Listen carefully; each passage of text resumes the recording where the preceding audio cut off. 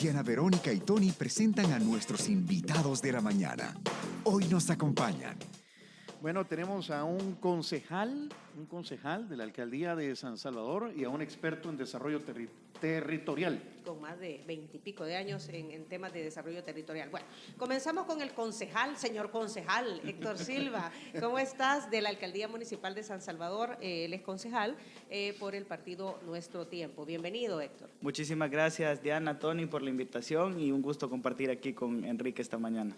Y bienvenido, Enrique Merlos, experto en desarrollo territorial, que no se conocían, Héctor y Enrique, hasta que los hasta que los hemos presentado esta mañana, y Enrique trabajó con el abuelo de Héctor, con el doctor Héctor Silva.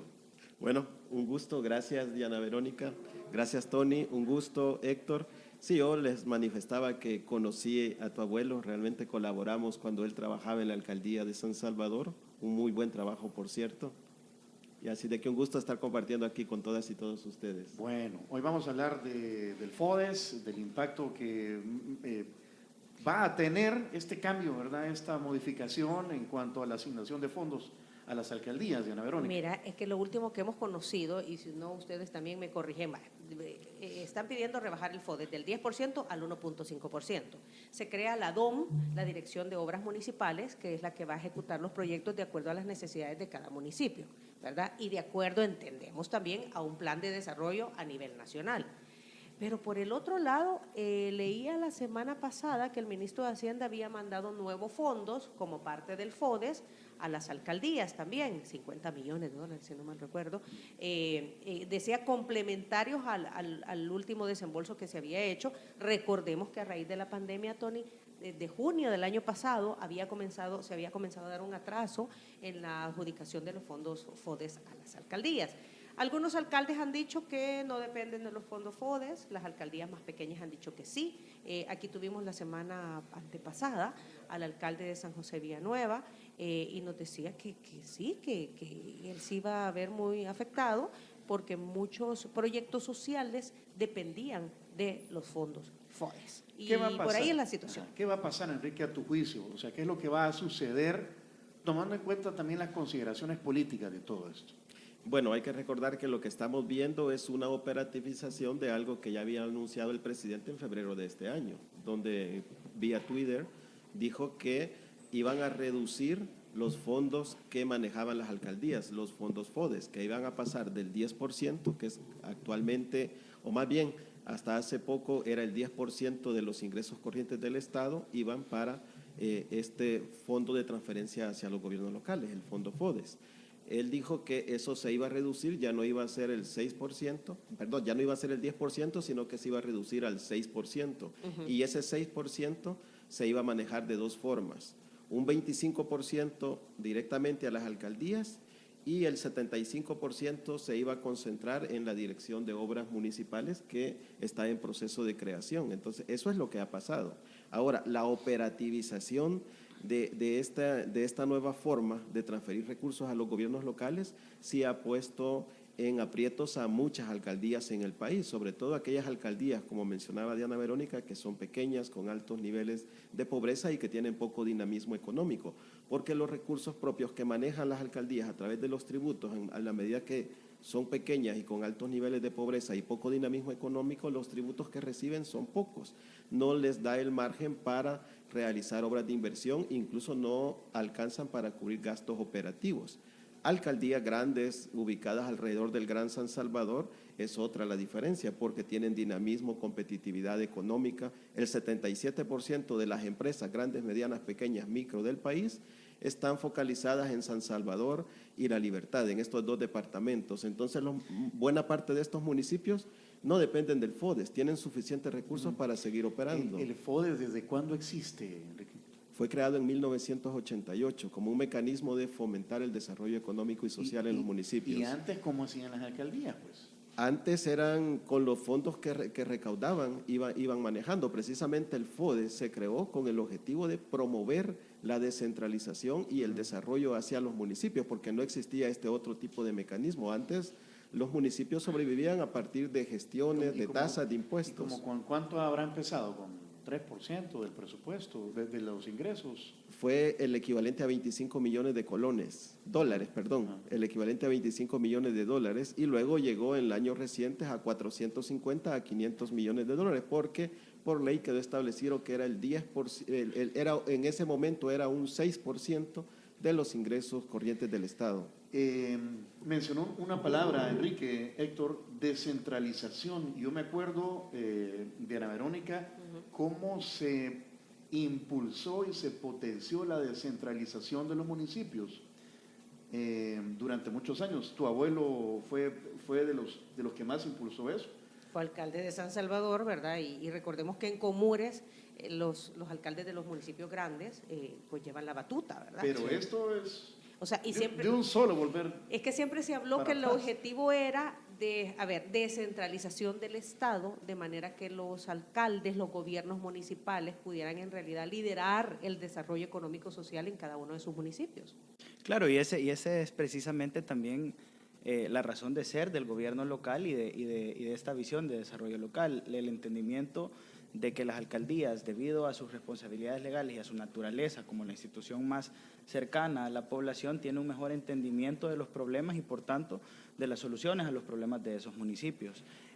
Una de las cosas que a mí me genera mucha duda acerca de esta nueva dinámica que quiere fomentar el gobierno es, en las comunidades en las que nosotros trabajamos en San Salvador, vamos a comunidades que nos dicen que tienen obras pendientes desde hace mucho tiempo, y estamos hablando de obras sencillas. Hace poco estábamos en un par de comunidades en el Distrito 6 y todas tenían el mismo problema. Tú llegabas al muro, veías la malla ciclón, estaba llena de basura y nos decían, esa es la basura que se queda atrapada cuando el río sube. Llevamos años pidiéndole al gobierno que por favor nos suba ese muro 3 metros más. Entonces yo me pongo a pensar... Estás hablando de la gente que vive en las quebradas. Sí, en la Chacra, en la comunidad Quiñones, en quebradas y comunidades que simplemente están aledañas al río, ¿verdad? En el Distrito 5 y en el Distrito 6 sobre todo. Y hay gente que viene pidiendo la misma obra desde hace muchísimo tiempo. El gobierno no ha estado en la capacidad de responder a esas necesidades. Entonces yo me pongo a pensar, si no estamos en capacidad de responder a cosas tan puntuales como esta, ¿qué les hace pensar que van a estar en la capacidad de responder a los problemas de 262 municipios desde un escritorio en San Salvador? Realmente para mí es un absurdo tratar de centralizar el desarrollo local, es completamente ilógico. También en el tema financiero, ya decía Enrique, sí, las alcaldías más grandes probablemente no dependen totalmente del FODES, es decir, no hay una posibilidad de que una alcaldía como la alcaldía de San Salvador, por ejemplo, vaya a caer en quiebra porque deja de recibir el FODES, porque sí es cierto que hay muchos otros mecanismos de recaudación que probablemente alcaldías más pequeñas no tienen, pero definitivamente va a tener un efecto muy importante. De hecho, en este momento la alcaldía de San Salvador utiliza buena parte de los fondos FODES para financiar su proyecto insignia, que es el proyecto Obra por Día, es decir, es dinero que se utiliza para hacer inversiones en comunidades, para hacer inversiones en temas sociales, que simplemente ya no va a estar. Y te digo otra cosa, la alcaldía de San Salvador, por ejemplo, está en una situación financiera, desde la primera vez que vine aquí en mayo y platicamos, nos hemos ido dando cuenta que la situación financiera es peor y peor. De hecho, se nos han negado 2 préstamos por falta de garantías.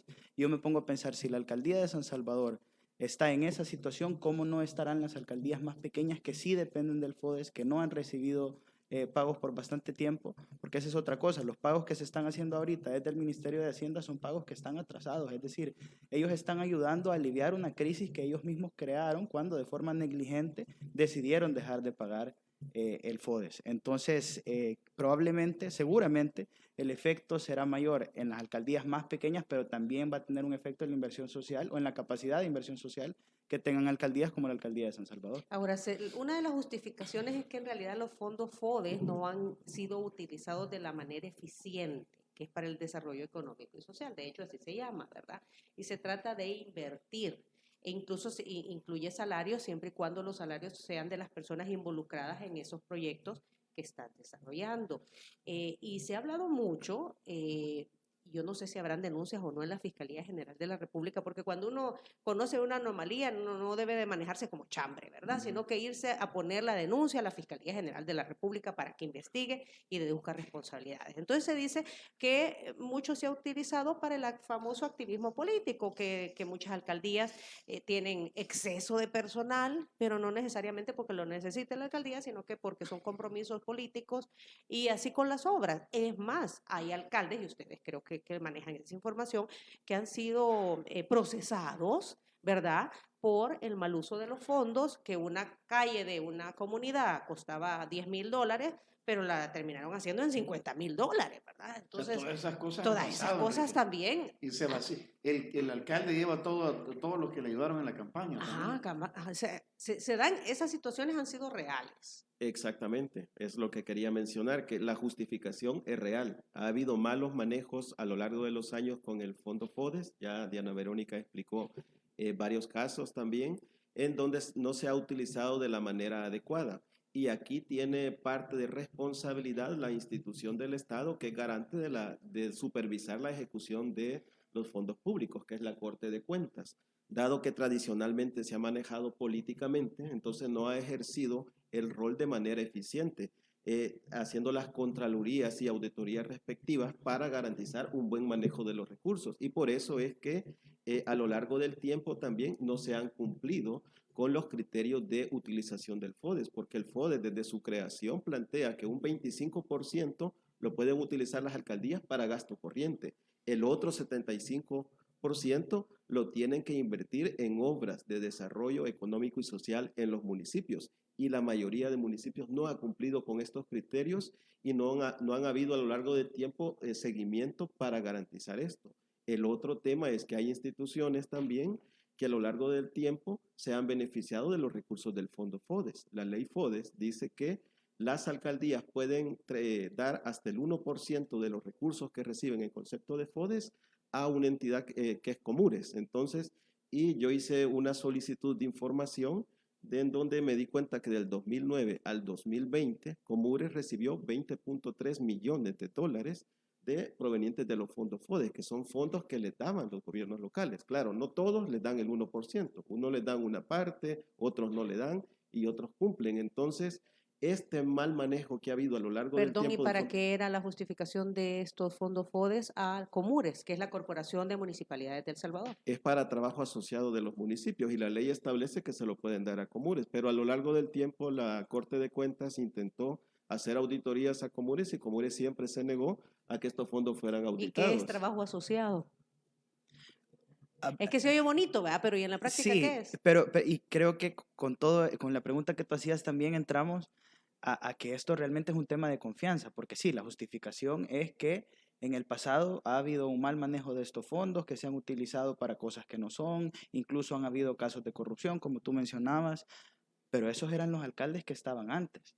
Y se supone que los alcaldes que están ahora, que en su gran mayoría son alcaldes de nuevas ideas, están ahí para hacer las cosas de forma diferente. Entonces, si yo soy el presidente, si yo soy la Asamblea Legislativa, tengo a mis alcaldes y confío en ellos, pues lo lógico no es quitarles los fondos, sino al contrario, decirles, aquí hay más recursos, veamos cómo podemos trabajar, porque se supone que confían en ellos.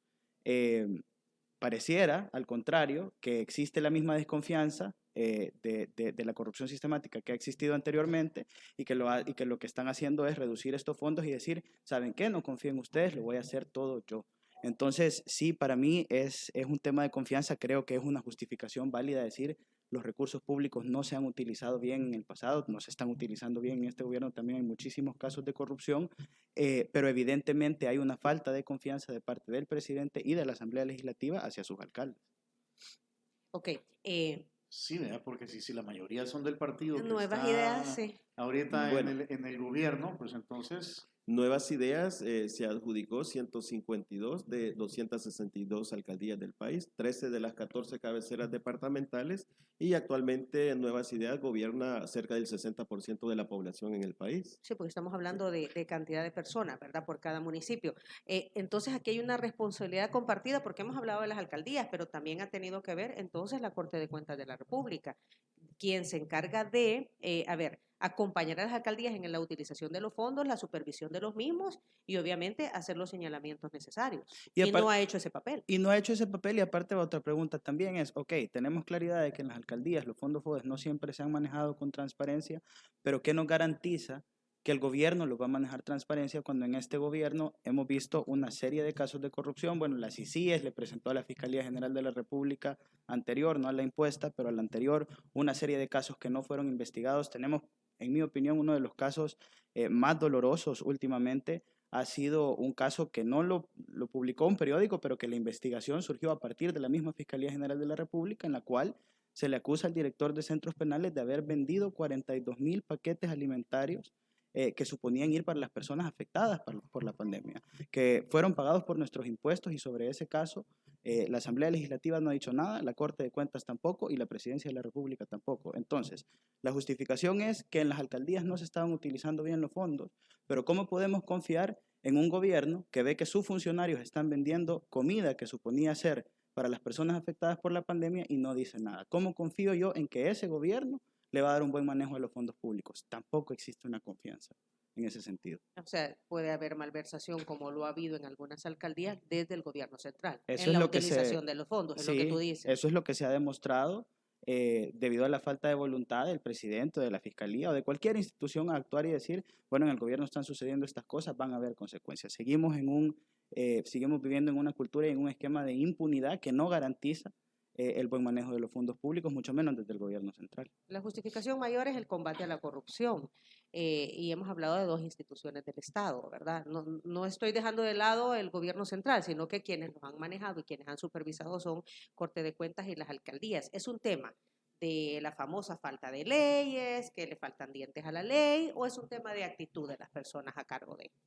Yo creo que es una falta de voluntad de parte de las instituciones encargadas a investigar este tipo de delitos, y tiene que ver también con la falta de independencia que existe en este momento en nuestras instituciones, porque ¿quién es el encargado entonces de procesar un caso de eventual corrupción? El fiscal general de la República, un fiscal general de la República que fue electo el mismo día que el fiscal anterior fue destituido, que fue electo sin seguir ningún tipo de los procesos que la ley establece, y por tanto un fiscal impuesto y legítimo en el quien yo, por lo menos como ciudadano, no podría confiar, porque creo que no cuenta con la independencia necesaria para que, si el día de mañana desde la Dirección de Obras Municipales la DOM, se está sucediendo algo mal, yo no confiaría en que este fiscal vaya a interceder. Y por eso precisamente ponía el caso de Osiris Luna, porque es algo tan absurdo, es un caso de corrupción tan claro, y si en ese caso no hay una fiscalía que se pronuncie o que garantice que no existe impunidad, me parece que va a ser muy difícil que en cualquier otro caso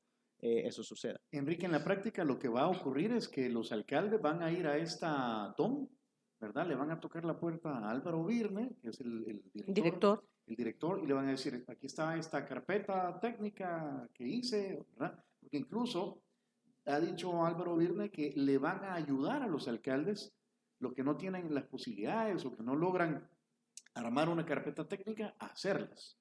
Y entonces que en menos de un mes, creo yo, dijo, o de una forma breve, les van a responder y les van a hacer, si les van a hacer o no una obra municipal. Bueno, el mecanismo que se está estableciendo con la Dirección de Obras Municipales es que efectivamente los alcaldes elaboran sus propuestas de proyectos y lo presentan a la Dirección de Obras Municipales. El director Ovirne ha dicho que en 10 días hábiles los alcaldes tendrán una respuesta de si esa propuesta de proyecto que han presentado es válida, se puede aprobar, no se puede aprobar o tienen que hacerle observaciones, de tal manera de que si necesita hacerse observaciones, en un plazo máximo de 30 días estarían implementándose ya las obras. Claro, esto supone un gran reto, como dijo Héctor, porque estamos hablando de una institución que tiene que responder a las 262 alcaldías del país. Si en promedio cada alcaldía presentara 5 proyectos a la DOM, estamos hablando de 1.350 proyectos. Si presentan 10 proyectos cada alcaldía, estamos hablando de más de 2.600 proyectos. Entonces, estamos hablando de una institución que se ve potente realmente, y el factor que yo veo acá, que solamente, y el concepto es Dirección de Obras Municipales, pero desarrollo de los municipios es más que obra. es desarrollo de los municipios, es tema social, tema cultural, fortalecimiento de capacidades, que son muchos de los proyectos que actualmente están estancados en las municipalidades. Hay jóvenes que no están recibiendo sus becas para continuar estudiando. Hay iniciativas y emprendimientos de mujeres que no están recibiendo apoyo. Entonces, el punto es comenzar a dialogar qué va a pasar con estos otros elementos que se necesitan para generar desarrollo hacia los municipios. Y también el tema de fondo es que desde su creación en el FODES nos acostumbramos a depender del FODES para llevar recursos hacia los municipios.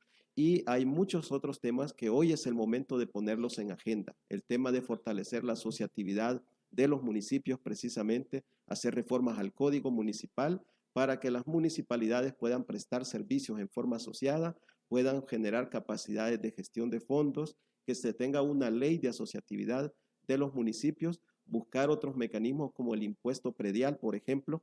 La semana pasada tuvimos la visita de algunos ayuntamientos de España con algunos municipios en el país y abordamos este tema del FODES. En España hay mecanismos similares, pero no es la mayoría de fondos que llegan a las alcaldías, sino que la mayoría de fondos que manejan las alcaldías en España se asientan sobre los impuestos al impuesto predial, precisamente, que es un mecanismo que no tenemos en el país.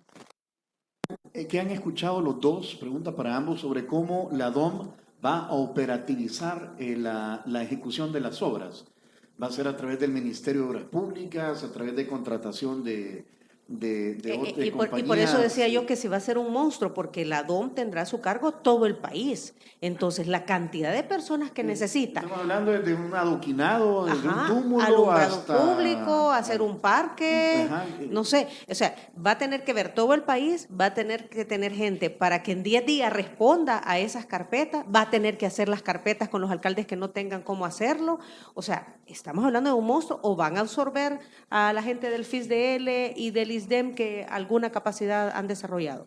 De manera concreta no se conoce públicamente cómo va a ser el mecanismo de operar, ni siquiera los alcaldes lo conocen hasta el momento y es lo que estamos tratando de hacer, comenzar a entrar en un diálogo con la DOM precisamente, vincular a los alcaldes para que se conozca cómo va a operar, de qué manera, si va a ser su contratación de actores privados, si va a ser coordinación con otras instituciones del Estado que tienen capacidad de ejecución, ahí está el Ministerio de Obras Públicas precisamente, o lástima que el FISDL pues ya lo cesaron, pero era una entidad también que llevaba obras hacia los municipios, o el Instituto Salvadoreño de Desarrollo Municipal, el ISDEN, que era la entidad que daba asesoría y asistencia técnica a los 262 alcaldes del país. Entonces, en ese sentido, yo creo que lo que hace falta es aterrizar un poco más, porque hay más preguntas que respuestas en torno a cómo va a funcionar este mecanismo, Enrique, en el país. Exactamente. ¿Qué has escuchado, Héctor?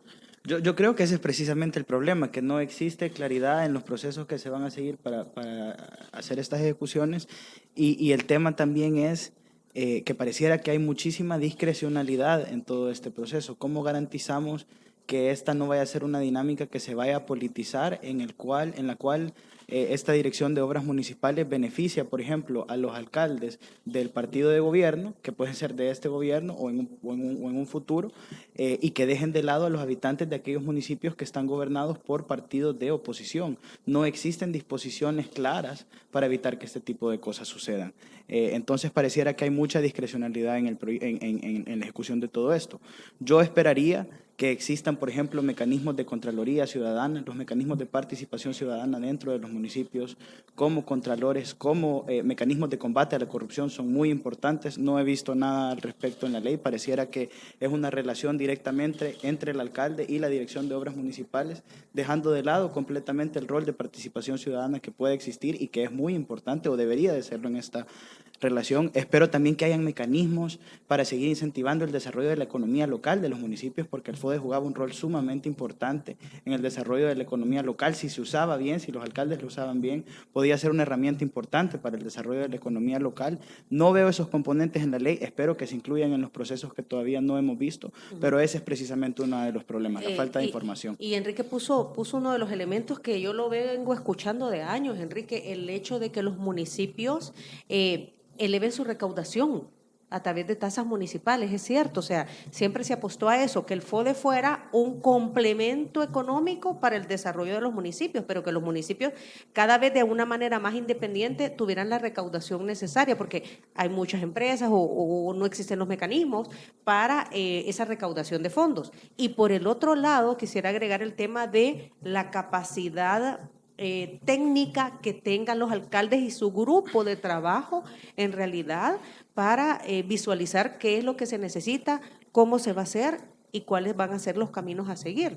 Porque por eso estaba el ISDEM también, Enrique. Sí, es que el problema de fondo aquí es que estos temas se han venido manejando por años de manera política, precisamente. Somos el único país de América Latina que no tiene impuesto predial como un mecanismo para fortalecer las finanzas de los municipios. ¿Esclarezcamos el impuesto predial? ¿Qué es el impuesto predial? Es el impuesto a los bienes inmuebles que hay, por ejemplo, propiedades, casas que tú tienes en un municipio determinado. Entonces, ese tipo de impuesto no lo tenemos en el país. Porque es impopular.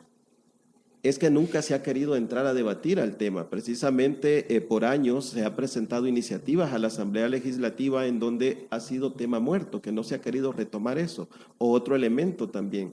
Actualmente los municipios solo pueden establecer tasas para servicios que prestan. Pueden subir o hacer variaciones a las tasas de los servicios que prestan. Pero cuando hablamos de impuestos, los municipios pueden sugerir propuestas para incrementar los impuestos en una determinada localidad, pero eso tiene que pasar por la Asamblea Legislativa. Y es un proceso que lleva tiempo y a veces no se aprueban por arreglos políticos que hay. En el 2019, precisamente, varias asociaciones de municipios del país se reunieron con la Comisión de Asuntos Municipales en el país y les presentaron dos propuestas bien concretas: hacer reformas al Código Municipal en tres artículos específicos para fortalecer la asociatividad de los municipios, desarrollar servicios mancomunados y fortalecer las finanzas de los municipios. Como la recolección de residuos sólidos, por ejemplo. A la par de eso, también se presentó otra propuesta para contar con una ley de asociatividad en los municipios. Todos los partidos presentes, menos uno, estuvieron de acuerdo con la iniciativa, pero esa iniciativa nunca se pasó a discusión en la Asamblea porque el partido que no estuvo de acuerdo le consultó a Comures y Comures dijo que no estaba de acuerdo con ese tipo de iniciativas en el país, porque Comures siempre ha visto a las asociaciones de municipios como rivales en el país, porque la ley del FODES dice que los municipios pueden aportar hasta el 1% del FODES que reciben a Comures o a otra entidad similar en la República del Salvador. Entonces, que hacían mancomunidades de... Exactamente. Eso te iba a decir, y esa, digamos, la mancomunidad de la Montañona o la que han hecho los alcaldes en el occidente, Enrique, ¿es otro tipo? No, es que, digamos, en el país el tema de trabajo asociado de los municipios se le llama de tres formas. Hay asociaciones de municipios, en algunos casos es microrregión o es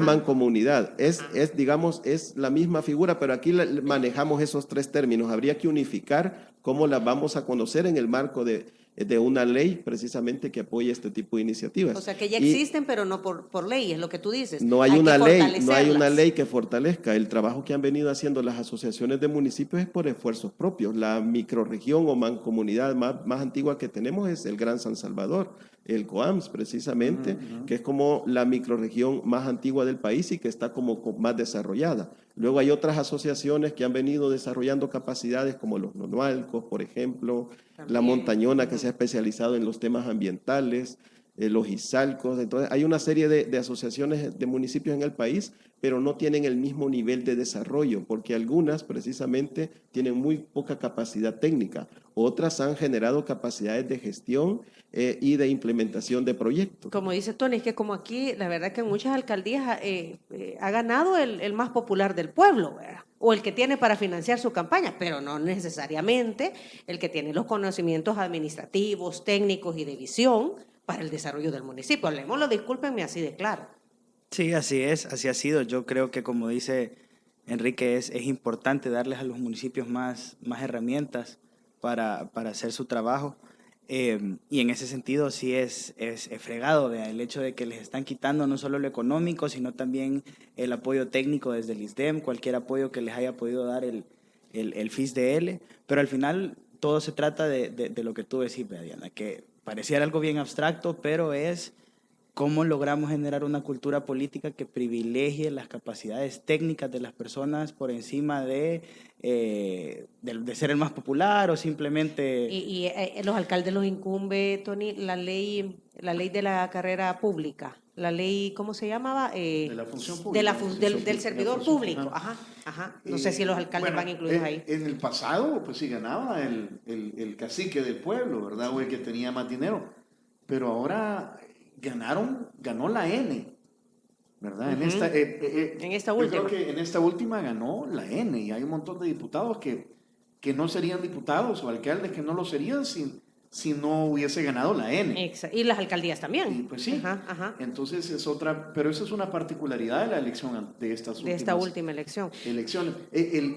Entonces ya desapareció o está en vías de desaparecer el FISDL Ya desapareció. y Comures.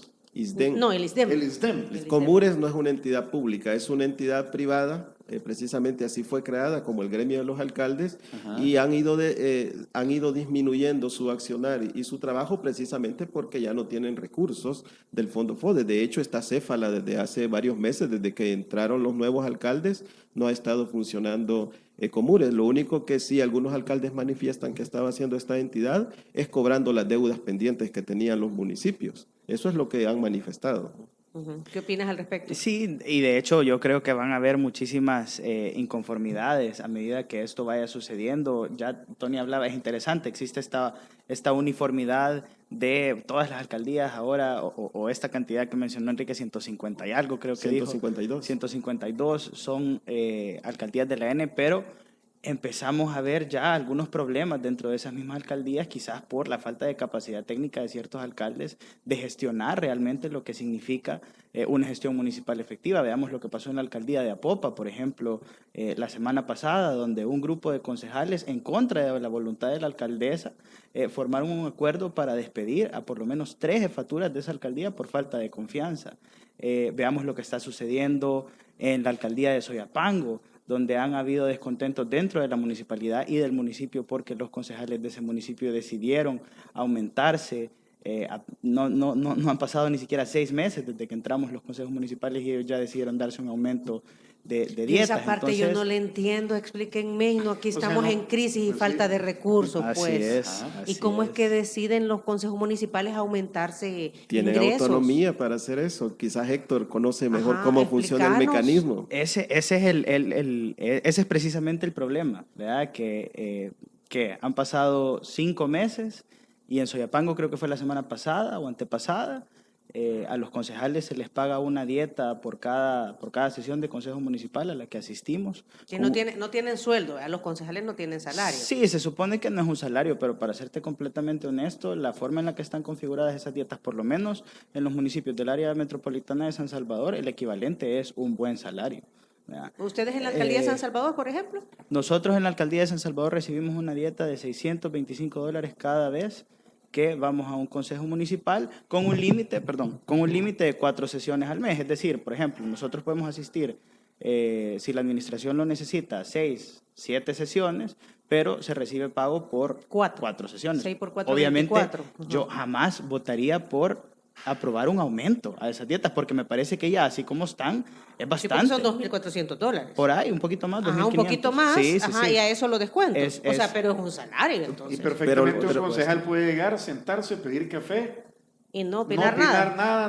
No pedir la palabra e irse y ya. Sí, pero como fue de elección popular. Hora nalga. Quizás el tema que está aquí de fondo es la discrecionalidad que tienen los consejos municipales, porque precisamente un consejo se puede sentar con su alcalde y decidir incrementar estas dietas. Y si es aprobado por unanimidad, se implementa, o subir el salario a los alcaldes, que precisamente hay municipios donde se ha comenzado a ver esa figura, que están comenzando a elevarse las dietas y los salarios de los alcaldes, y esto es perfectamente legal porque es aprobado por el Consejo Municipal a pesar de que estemos en una crisis económica. Es que siempre acordémonos que estamos con el impacto de la pandemia, entonces está fuerte. El nivel de pobreza ha subido en todo el territorio del país. El tema de migración ha incrementado. Este año se estima que más de 100,000 personas se han ido precisamente huyendo de las condiciones de pobreza que tenemos en el país. La actividad económica está comenzando a recuperarse, pero hay municipios donde ha quedado postrada la actividad económica y necesita reactivarse. Y entre menos gente hay menos actividad económica, menos pago de IVA.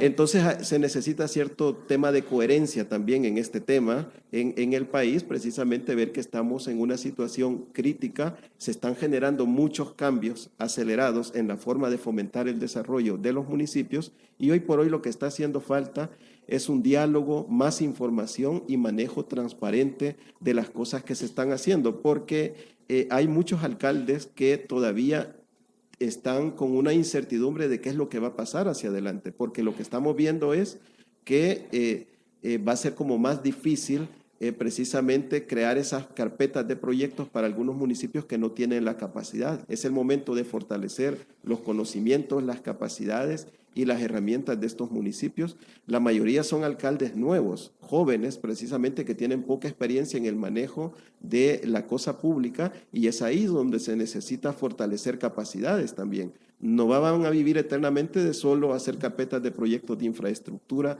o de obras, porque en las comunidades la gente está teniendo otro tipo de necesidades. ¿Tú no le ves algo positivo a esta idea, a este cambio en el tema del FODES y como se nos había vendido a lo largo de los años que la descentralización era el camino correcto? ¿Tú no ves algo positivo? ¿Debería tener algo positivo? Es que lo que yo estoy viendo es que se está cambiando la forma en que se están tratando de hacer las cosas. Nos va a llevar un tiempo poder adaptarnos a esta nueva forma. Lo que yo estoy planteando es que, por un lado, está interesante esta idea de hacer obras de beneficios a los municipios. Lo que yo estoy diciendo, Tony, es que hay otras necesidades que están en el ambiente también, que necesidades que se tienen para reactivar los temas sociales, servicios sociales, educación, servicios básicos como agua, luz, vivienda digna en las comunidades, por ejemplo, fortalecer capacidades de emprendedurismo y de competitividad y de liderazgo en la juventud y en las mujeres de los territorios. Entonces, no todo es obra física. No todo es obra física y de alguna manera la forma en cómo se manejaba el FODES antes permitía este elemento de que algunos alcaldes invertían con previa justificación los recursos para desarrollar también el tema social, porque el FODES no era solo obra física, entonces era desarrollo económico y social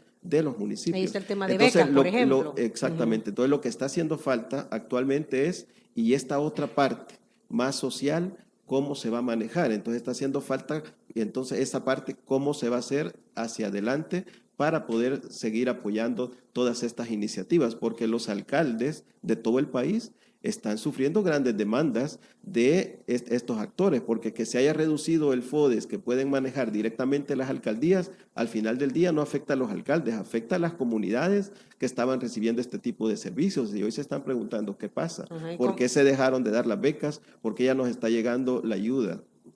Las casas cuna, hogares. Sí, hogares para niños, el tema de, ya mencionabas el tema de becas, el tema de la recolección de basura, las famosas casas comunales, las actividades que se desarrollaban ahí. Haciendo un resumen de los comentarios de la gente en Facebook, el mensaje del gobierno central ha sido que los alcaldes anteriores se han hecho millonarios a través del mal uso de los fondos FODES. Y eso es lo que piensa la gente.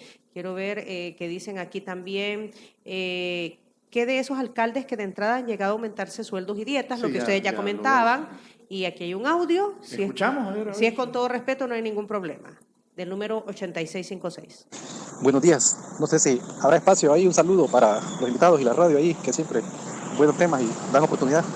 Hace poco hubo una dispensa de multas e intereses de la alcaldía para pagar las moras, pero bueno, irónicamente yo tengo por ahí mi pequeño localito que ya casi 2 años, la pandemia estábamos complicados, pero la cosa es que ya me llega casi $3,000 la deuda.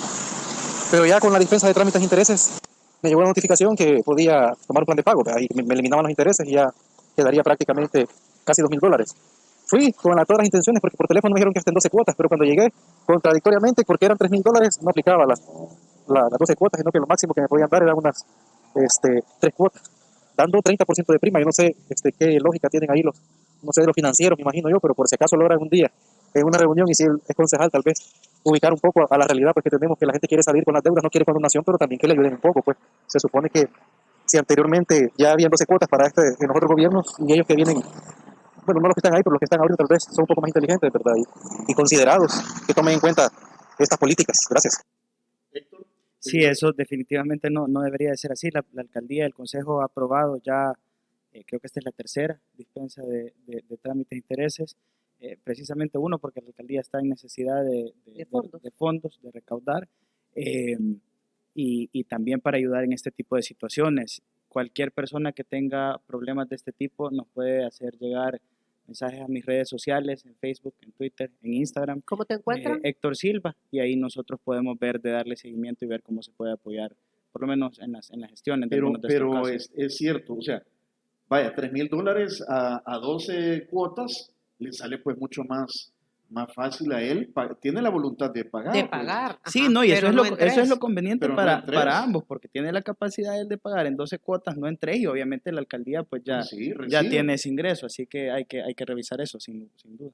Okay. Bueno, pasamos al otro tema. Comunícate con Héctor Silva, amigo. Y bueno, estaba el otro tema de las expropiaciones, ¿verdad? Que queríamos aprovechar aquí a Enrique y a Héctor, porque nos quedan ya escasos 8 minutos para cerrar esta entrevista. ¿Qué es lo que se ha dado últimamente en la Asamblea, Diana Verónica? Bueno, está esa ley de expropiación y de ocupación de bienes por el Estado, que de acuerdo a lo que conversábamos hace un momento con Enrique, Tony, esta ley ya existe y lo que se hizo es una reforma en donde se establece la viabilidad de la aplicación de la ley. Si nos explicas, Enrique, por favor. Sí, bueno, lo que se aprobó es la Ley de Dominio Eminente de Inmuebles para Obras Municipales e Institucionales, que esto ya en la Constitución, el artículo 106, plantea la ruta para este tema, ¿no? Que la expropiación procede a cuando hay temas de utilidad pública o de interés social legalmente comprobados y con una previa y justa indemnización para las personas que son dueñas de los inmuebles. Lo que se aprobó precisamente es cómo operativizar este mecanismo, se aprobó la semana pasada, porque a veces hay obras que son de interés, digamos, interés público o de beneficio social, como abrir una carretera, construir un puente, cierto tipo de obras, en donde, por ejemplo, tiene que tocar determinados inmuebles, que no se sabe a veces quiénes son los dueños de esos inmuebles, o precisamente entrar en un diálogo con los dueños de esos inmuebles para poder comprarles esos inmuebles, ese terreno. Ese espacio. Entonces la ley lo que dice precisamente es que se va a operativizar este tema y yo lo que espero es que en la implementación del mecanismo tal cual fue aprobado se respete también esto de que si una persona tiene que ceder su espacio para que construir una obra de interés social o de beneficio público, pues que se le dé una justa indemnización por ese bien, ¿no? Y también en el caso de que no se sepa de quiénes son los dueños de esos inmuebles, va a entrar un juicio precisamente para poder esclarecer y poder agilizar las obras. Lo que se busca al final del día es allanar el camino para el trabajo que va a hacer la Dirección de Obras Municipales, porque imagínense cuántas obras va a estar manejando hacia adelante y entonces la ley lo que busca es crear mecanismos para agilizar estos procesos, no entorpecer, porque hay muchas obras que se han detenido a lo largo del tiempo. Por ejemplo, hablábamos en temprano, la bajada del Redondel Masferrer para incorporarse a la Jerusalén. Ahí hay una vivienda precisamente que fue un talón de Aquiles para poder terminar la obra y parece que al final no se llegaron a acuerdos Eso nos dijo con los dueños. El exministro de Obras Públicas, Gerson Martínez, que estuvo a cargo de la obra, que no habían podido negociar precio. Y entonces imagínense ustedes al final del día lo que ha generado, porque hoy lo que se ha hecho es que el carril del túnel, que es de 2 carriles, por ejemplo, se reduce a 1 para evitar accidentes de los vehículos que están bajando el Redondel Masferrer. Entonces lo que se busca es... Y la casa ahí está inservible, porque ¿quién va a querer alquilar o comprar esa casa si está ahí que no se puede ni entrar? Pues? Sí. Al final del día yo creo que es un mecanismo válido y lo que sí se debe de respetar que en el caso de que hay que hacer la obra se llegue a un acuerdo y una indemnización justa con los bienes, con los dueños de los inmuebles. Ahora bien, ¿quién pone el precio? Porque aquí ese es el punto neurálgico, Enrique. O sea, de acuerdo a ti, Héctor, también quisiéramos conocer tu opinión. Era necesario hacer esto, ¿verdad? Ahora, aquí el punto es quién pone el precio. Sí, yo creo que ese es precisamente el tema. Hay casos como el que ustedes mencionaban del Redondel Maferrer, donde este tipo de expropiaciones pueden ser necesarias porque abonan a un bien común, a un bien colectivo. El problema de esta pieza que está en correspondencia, que todavía no ha sido aprobada, pero que probablemente lo será, es que deja todo este proceso de quién define el precio, quién define si la propiedad es expropiada o no, a un juez, ¿verdad? Y aquí creo yo que este es uno de los casos donde más directamente se puede ver afectada a una persona por la falta de independencia judicial que existe en nuestro país ahorita, porque vamos a ver, viene el caso, se pone un precio en el proceso, ¿y quién decide? Decide un juez. Ahorita la Corte Suprema, que fue impuesta por la Asamblea Legislativa, acaba de nombrar a bastantes jueces. Entonces, en un caso como este, ¿quién defiende o quién garantiza que la persona que está siendo expropiada va a tener un proceso justo, que se va a fijar un precio justo, que el juez no va a favorecer al gobierno? Y que realmente va a haber un proceso independiente? Eso es lo que a mí más me preocupa, que esta ley le deja toda la decisión a un sistema judicial que a mi parecer en este momento ya no es o es bastante falto de independencia. Entiendo que van a haber dos valúos, Enrique. No, la ley establece a partir de un peritaje. Entonces, lo lógico sería que fuera un peritaje público y un peritaje privado y sacar un promedio y negociar ahí con el dueño del inmueble. Eso sería idealmente lo que debería ocurrir, y ojalá, ya que está en discusión en la Asamblea, se tomen en cuenta estos elementos para no generar ese sesgo como lo está mencionando Héctor, y que al final pues ambas partes, tanto la que está construyendo como la que está cediendo parte de terrenos o propiedades, pues puedan llegar a un acuerdo entendible en la menor brevedad posible, ¿no? Porque este tipo de obras sí requieren que avancen rápidamente. Una pregunta, creo que también va para Héctor Silva. Dice Erika Arevalo, buenos días, quisiera saber si van a cancelar indemnizaciones a los retiros voluntarios. Sí, ese ha sido un tema complicado para la alcaldía. De hecho, ya vamos con bastantes meses de retraso en el pago de indemnizaciones y retiros voluntarios de personas que se acogieron a esta decisión del Consejo Municipal, que se tomó creo que en junio de este año, y es precisamente por lo mismo, por falta de recursos. Les comentaba que se negaron. ¿Pidieron un préstamo? Pedimos en la primera sesión de Consejo Municipal se aprobaron 3 préstamos, de los cuales 2 fueron denegados por instituciones financieras por falta de garantías de parte de la alcaldía. Pero afortunadamente ya con el último proceso de titularización que se hizo, la alcaldía ha tenido suficientes ingresos para comenzar a pagar estas indemnizaciones. Incluso creo que a partir de la próxima semana o dentro de 2 semanas creo que empiezan los pagos a indemnizaciones y también a las personas que se acogieron al decreto de retiro voluntario en junio de este mismo año. Bueno. Aquí está Alex Uriano, sí, que es parte del Consejo Municipal, ¿verdad? Sí. Ajá, Alex, por el Partido Arena, dice, saludos Diana y Tony, el reto será la buena comunicación de los alcaldes y la nueva dirección, sobre todo para aquellos alcaldes que no son del oficialismo. El éxito de toda política pública será siempre del fortalecimiento que se haga a los gobiernos locales, es su punto de vista. Yo creo que es más o menos lo que hemos hablado acá, ¿no? También, ¿verdad? Falta información de la DOM. Falta saber cómo va a operativizar el trabajo la DOM, ¿verdad? Y ojalá que pronto sepamos cómo va a ser esa situación. Enrique, ¿algo más que agregar para despedir? Sí, bueno, yo creo que con todo lo que hemos hablado, lo que está haciendo falta efectivamente es una mejor comunicación y transparencia en la información de cómo se va a manejar esta nueva dirección. Y también, a la par de eso, es momento de que pongamos en la agenda país otros temas complementarios también, porque ya aquí no hay que estar dependiendo del FODES para llevar desarrollo a los municipios. Es necesario de diversificar las finanzas públicas, eso requiere asesoría, asistencia técnica, generar capacidades de gestión. Impuesto predial, dijiste también. El impuesto predial y otro tipo de impuestos que vengan a fortalecer las finanzas públicas. Claro, esto requiere mucha concientización y diálogo con la gente precisamente por la participación ciudadana es un tema importante. Impuestos.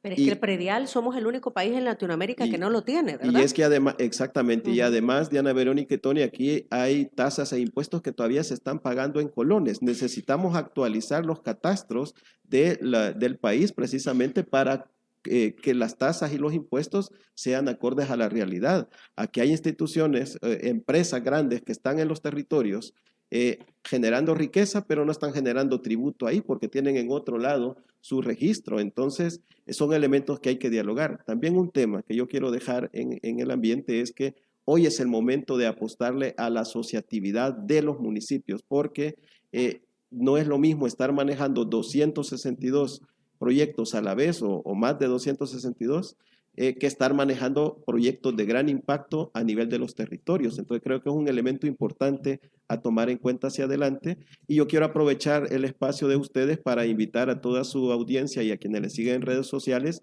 a que nos acompañen a la 6ª Semana del Desarrollo Territorial. Estamos ahí con varias instituciones y redes trabajando este tema del 22 al 26 de noviembre, y precisamente vamos a abordar sobre el tema de fondo es el futuro del desarrollo territorial, y es ahí donde parte de estos temas y otros que tienen que ver con el desarrollo de nuestros territorios van a estar en la agenda, ¿no? Entonces les invitamos a sumarte. Falta un mes y de repente tenemos información. Para finalizar, porque me está matando la coordinadora, Héctor, pero aquí hay una pregunta de la audiencia. Sí. Quisiera preguntarle al señor de la alcaldía si me puede resolver las facturas pendientes, que de hecho hablamos en mayo de este año con el señor Silva. Sin embargo, se cumplen 3 años, no nos resuelven nada todavía, los servicios que prestamos. ¿Qué acordaste ustedes? Deudas de 3 años no tengo porque Sí, apenas llevo 5 meses. Sí, no puede. No, pero quizás te expresaron que la alcaldía sí, les debe, ¿verdad? Sí, no, y definitivamente ahorita, de verdad les digo, el tema de la titularización va a ser un gran alivio para las finanzas de la alcaldía y obviamente para todas las personas a las que la alcaldía les debe, ya sea por retiros voluntarios o por pagos como proveedores. De hecho, en el último Consejo Municipal de la semana pasada estuvimos hablando de eso y sé que la administración está haciendo todo lo posible por hacer esos pagos rápido. Okay. Yo, solo para terminar con todo lo que hemos hablado, yo sé que hay bastantes cosas negativas de todas estas reformas, de toda la autonomía que se le está quitando a los municipios, pero creo que el futuro realmente está en la participación ciudadana y en devolver el poder a donde debe estar, que es en manos de la gente. La gente debe estar involucrada en la toma de decisiones, debe tener mecanismos de contraloría social, porque ya que las instituciones encargadas de combatir el delito no lo están haciendo, los ciudadanos deben tener poder de fiscalizar y de participar en las decisiones que se toman. Señores, muchísimas gracias. Tenemos varios obsequios para ustedes de nuestros amigos, por ejemplo, de Aviva Café. Muchas el gracias. café que han estado tomando esta mañana es de Gracias. Aviva Café, café 100% salvadoreño. Ahí lo tienen. Bueno. Esta es una presentación especial para llevar de regalo. Por cierto, Aviva Café tiene un paquete especial en estos momentos que llevan 2 libras de café más el vaso para tomar su café a un precio especial, y además todos los fondos serán dirigidos a la Fundación Edificando Vidas, que es una fundación que acompaña a personas que están pasando situación del cáncer, ¿verdad? Entonces los fondos que se recauden de la venta durante el mes de octubre irán a la Fundación Edificando Vidas. Y también les hacemos entrega de una bolsa con productos Robert Tony. El olor de la comida no miente, por eso sabemos que cuando algo huele bien, huele a Robert Tony. Robert Tony, consomés, pastas y chow mein, ahora que tienen nuevos empaques. Así que ahí llevan para cocinar, señores. Gracias. Para que cocinen. Para la cocinada. Muchas gracias. Tendrán la comida de toda la semana. Bueno, y agradecemos a San Martín, que ya inició la instalación del árbol navideño más grande de El Salvador en la Plaza Salvador del Mundo. El evento será transmitido a través de las diferentes plataformas digitales de San Martín. Es decir, no se va a ir al encendido del árbol a la Plaza Salvador del Mundo, sino que se va a poder acompañar a través de las transmisiones vía digital, ¿verdad? Estaremos dando aquí la información necesaria del día y de la hora que será este evento para que lo disfrute la familia salvadoreña. El desayuno de San Martín ya está aquí para que se puedan llevar. San Martín. Fue traído gracias a las amigas de Línea Rosa. Contáctelas al 2207-2132 o al 6200-4491. Y dijiste San Martín, también ya llegó el esperado pumpkin pie, que es un delicioso pie elaborado de calabaza con crema y un ligero toque de especias dentro de una fruta ligera y delicada. También encontrarás panito de muerto en presentaciones infusiones, elaborado con leche condensada y jugo de naranja. Lo puedes adquirir en cualquiera de las sucursales de San Martín o pidiéndolo a domicilio al 2215. Gracias, Enrique. Gracias, Héctor. Gracias. Ya quedan conectados ahí. Gracias. Muchas gracias. Platiquen sobre municipalismo. Vamos a la pausa, volvemos.